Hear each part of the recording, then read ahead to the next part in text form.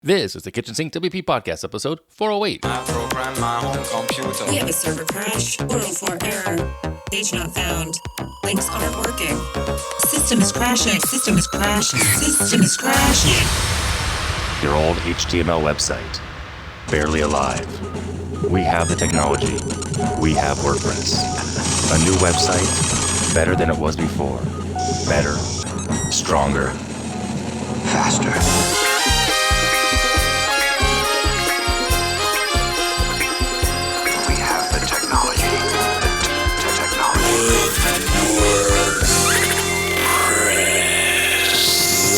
Hello, everybody. This is Adam Silver, the host of the Kitchen Sink WP Podcast. Thanks for being here. Let's get started. All right, upcoming events, there are none. We're at the end of the year, and there are no WordCamps scheduled at all for the rest of this year, online or in person. Obviously not in person. Next year, though, we have a couple that are planning to happen in person. So like WordCamp Birmingham, again, I am planning on being there.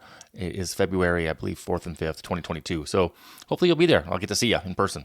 Anyway. All right, moving on. Segment one in the news. Two things here. State of the Word just happened this past week. That is when Matt Mullenweg took the podium at a small venue, the Tumblr offices in New York.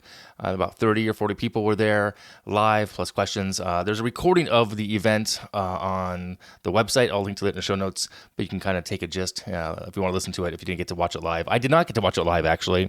I had forgotten that I had a prior commitment to do something else. So I did not see it live. Anyway, all right, moving on to the other piece in the news is WordPress 5.9 is still chugging along. Beta 3 is now out.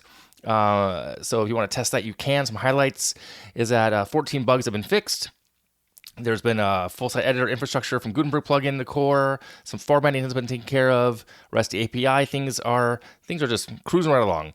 And there's also the live preview plugin number 54578 apparently has been squashed. So WordPress 5.9 Beta 3 is out in the wild, ready for you to test it. So, of course, if you want to do that, do so.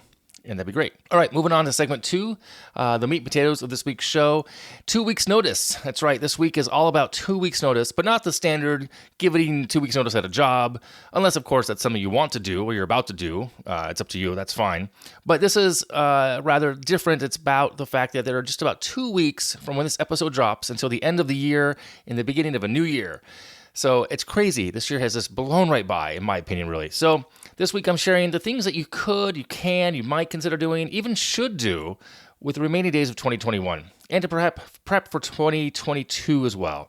And of course, the following list can be applied to business and personal, but I'm going to, there's a sweet spot between both of them here. But as an agency owner, and a business owner and an entrepreneur, I'm going to focus a bit more towards the business side of things here. I've narrowed it down to three main categories that I want to talk about: review, plan, and mindset. Okay, so starting with reviewing, I say this time and time again, all through the year, different times of the year for different reasons. And I think you want to review, first and foremost, your finances. Do you have a handle on them? Did you have a handle on them?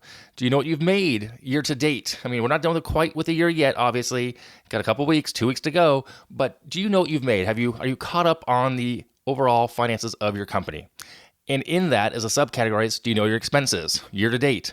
I know mine. It's not great. This year has been a different year than it was last year for sure, and not in a great way. I mean, I'm not losing money per se, but I didn't make as much. So my expenses were lower as was my income. But I do know where I'm at, and you want to review that. Make sure you are aware, because if you go too long with not getting things in order, you have a hobby. You don't have a company, you don't have a job, and it can be really stressful. So that's something to review. Another thing here is to review is projects. Did you start too many? Did you not start enough? Did you finish any of them? Did you, did you take the time to review them, purge and kill a few? Now, like full disclosure, I'm going to share what my situation here. I'm reviewing a handful of my ideas. I mean, you all might remember if you listen to the show long enough, Gideot.com, backupspeaker.com, KitchensinkWP videos, the pantry for the membership site. Well, over the next 2 weeks, I have some hard choices to make moving into 2022. What's going to come of those projects and those ideas?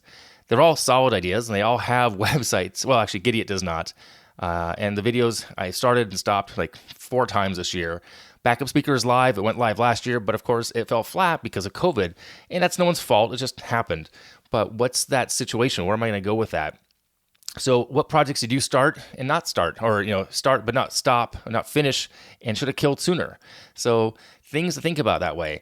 Ideation is not hard. Implementation is hard, and pulling the plug can be painful as well. So something to think about on the project side of things. Also, the team. Now, after reading the book Traction with the business book club that I'm in, by the way, I highly recommend reading business books and being in a book club for accountability. I asked myself the question, do I have the right people in the right job or role?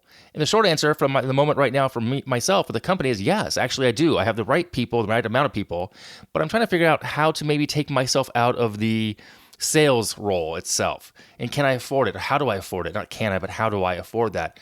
What's the offer that a salesperson for me, someone to drive up more revenue? And then what would I do with my time? Working more on a bigger picture strategy of the company. Where do I want to grow? Okay. Which then leads me to planning things. Remember, 3 categories: review, plan, and mindset. So planning. Now, you want to clarify the business that you're trying to build. Too many business owners never stop and think and clarify in writing what they're working on to create. What's the ideal business look like for you in 1, 3, 5, 10 years?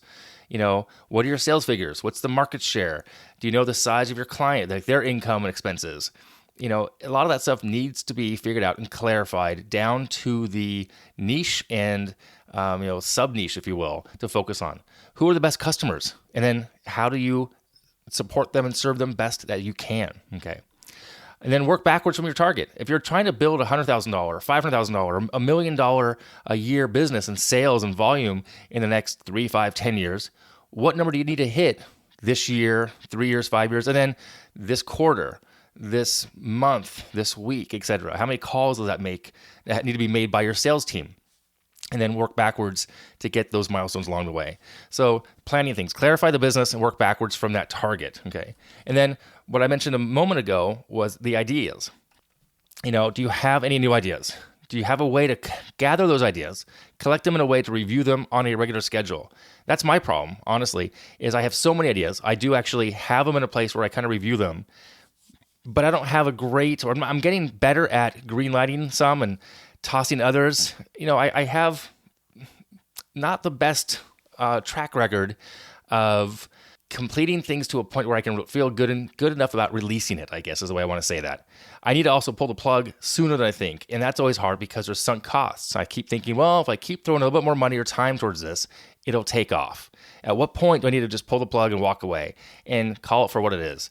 It didn't work out. Okay. So that leads me then to the third category here, mindset. What's the single biggest limiting factor you have in your business? In other words, what's the one limitation that is doing the most to limit your growth of your own business? And once you're clear on that one little itty-bitty limiting factor, you can then leverage what it is to get around it and to get inside your business and do better. Now, spoiler alert, it's often the person that asks the question, i.e. it's you. And I say that because it is me more often than not. And that's why I reread the book, The Big Leap, every year around this time. Right now, and I'll probably read it in the next week or two. Again, it's an easy read, but I read that book because it reminds me that sometimes we hold ourselves back. Not sometimes, often, and more often than not, we ourselves hold ourselves back. So, and then lastly on the mindset here is, Happy New Year. We're going to all say this around the corner here in a couple of weeks.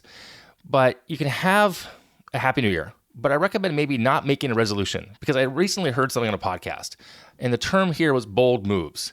Now, bold moves versus New Year's resolutions, whereas a bold move will spark interest and fire versus a resolution could be weighted down by something that you should do versus want to do. The bold move, you want to do it. You want to get somewhere and it excites you. A resolution is like, I should eat healthier. I should exercise. I should work out. Yeah, sure, you should. But the bold move in pivoting what you might want to do in your business from one segment to a different segment, that's going to give you that spark of fire. That's going to get you to get things done and to set up that roadmap and to clarify what you're trying to build, etc. So there you have it. You want to definitely, mindset's key. You want to plan things and you want to review things. Ideally, you should do this maybe quarterly, not just at the end of the year. And I might mention this again, end of Q1. Maybe I'll remind you all just to kind of come back and listen to this podcast again, if I even remember to do it myself. So there you go. My thoughts on 2 weeks notice as the end of the year creeps up on us really quickly and 2022 is right around the corner. So there you have it. Segment 3, tip and tool of the week. This one's kind of fun. It's called busysimulator.com, and it lets you have sound effects happen on your phone. It's like a website.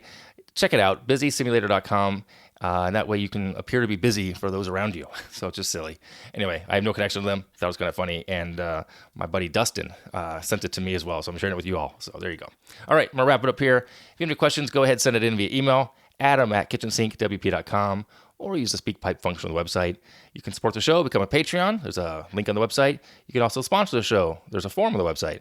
Thanks for listening. See you next week. Now go out and do some awesome things with WordPress. All right, bye-bye.